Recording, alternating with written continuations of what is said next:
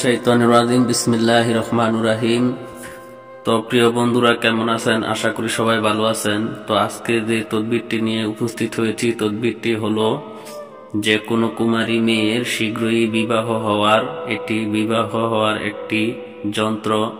তো বন্ধুরা, যে যন্ত্রটি তোমরা ভিডিওতে দেখতেছো, এটির দ্বারা যে কন্যার বিবাহ আটকে আছে অথবা বন্ধ হয়ে আছে, সেই কন্যার বিবাহ হবার জন্যই এই নকশাটি।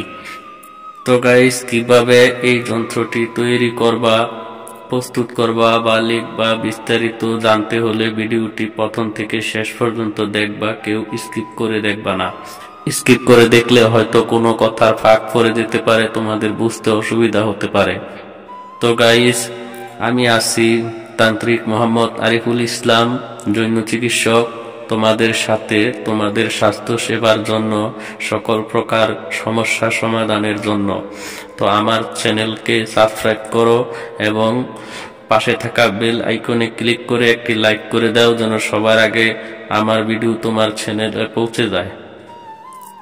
তো বন্ধুরা, চলো মূল আলোচনায় যাই, কিভাবে নকশাটি প্রস্তুত করবে।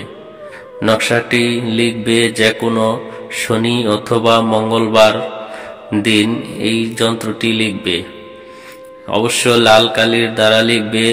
লেখা শেষ হয়ে গেলে নকশার অমুকের জায়গায় ওই কন্যার বা ছেলের মায়ের নাম লিখবে, আর অমুকের বেটির জায়গায় বেটি লিখবে বা বেটা লিখবে।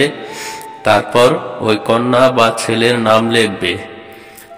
তো এইভাবে লিখে তারপর কিছু ধূপ দীপ লোবান দিয়ে যন্ত্রটিকে প্রাণ প্রতিষ্ঠিত করে নিবে।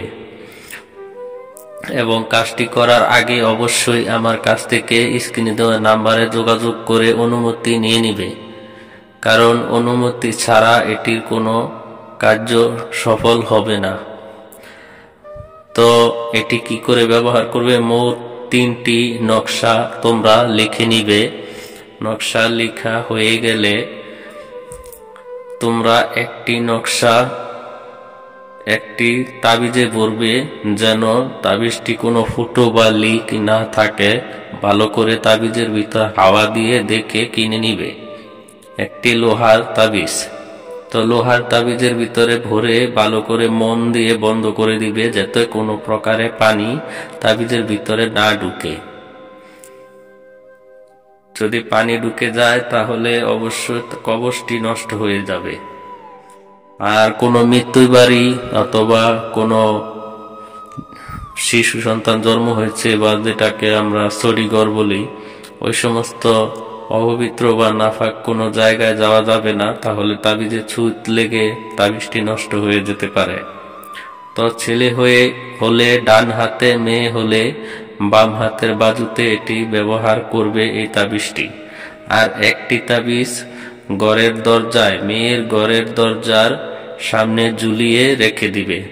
আর একটি তাবিজ যে সমস্ত জিনিস নদীতে ভাসে, সমস্ত জিনিসের সাথে ভালোভাবে পেঁচিয়ে তারপর নদীতে ভাসিয়ে দিবে, যেন কবচ আবার নষ্ট না হয় বা ভিজে না যায়।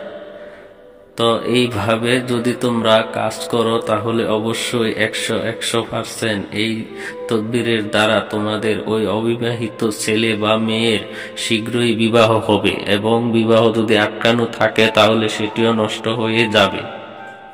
তো কবচটি সম্পূর্ণ পুষ্টভাবে ভিডিওর শেষের দিকে আমি দিয়ে দিব, তোমরা সেখান থেকে স্ক্রিনশট দিয়ে রেখে দিলে তারপর দেখে দেখে লিখে নিতে পারবে। তো অবশ্যই তোমরা ভিডিওটি শেষ পর্যন্ত দেখবে, স্কিপ করে দেখবে না। স্কিপ করে দেখলে হয়তো বুঝতে পারবে না। তো যারা এই সমস্ত কাজ করাতে ইচ্ছুক তারা অবশ্যই স্ক্রিনে দেওয়া নাম্বারে যোগাযোগ করে করিয়ে নিতে পারো। এই হলো যন্ত্রটি, ভালোভাবে বুঝে লিখে তারপর কাজ করবে। ধন্যবাদ।